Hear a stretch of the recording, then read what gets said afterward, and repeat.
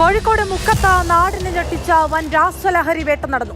2 kilo 800 gram MDMA-യുമായി ലഹരിക്കടത്തു സംഘത്തിലെ പ്രധാനിയാണ് police arrest ചെയ്തത്. ഇയാളുടെ കൂട്ടാളിയെന്ന് സംശയിക്കുന്ന ഒരു സ്ത്രീയും പോലീസ് കസ്റ്റഡിയിലുണ്ട്.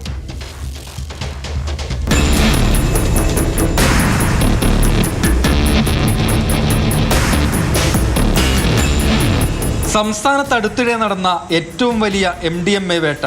പോലീസ് പിടിച്ചെടുത്തത് ലക്ഷങ്ങൾ വില വരുന്ന മയക്കുമരുന്ന്. സമൂഹത്തെ കാർന്നു തിന്നുന്ന മഹാവിപത്ത്. മുക്കം നീലേശ്വരം സ്വദേശി പുല്ലാടിപ്പറമ്പിൽ മുഹമ്മദ് ഹനീഫയെയാണ് പോലീസ് അറസ്റ്റ് ചെയ്തത്. രാവിലെ മുക്കം മിനി സിവിൽ സ്റ്റേഷന് സമീപത്ത് വെച്ച് 500 ഗ്രാം MDMA-യുമായാണ് ഹനീഫയെ ആദ്യം ഡാൻസാഫ് സംഘം പിടികൂടിയത്. ഡൽഹി കേന്ദ്രീകരിച്ച് കേരളത്തിലേക്ക് ഇയാൾ ലഹരി കടത്തുന്നുവെന്ന വിവരം ഡാൻസാഫിന് ലഭിച്ചിരുന്നു. പ്രതിയെ കൂടുതൽ ചോദ്യം ചെയ്തതോടെ വെളിവായത് MDMA-യുടെ വൻ ശേഖരം.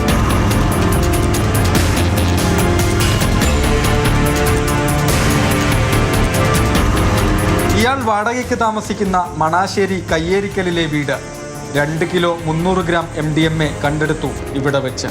വീട്ടിൽ വെച്ചാണ് സ്ത്രീയെ കസ്റ്റഡിയിലെടുത്തത്.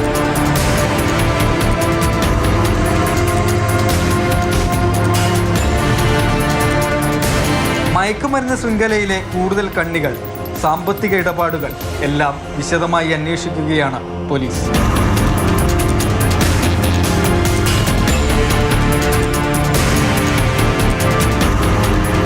മാതൃഭൂമി ന്യൂസ്, കോഴിക്കോട്.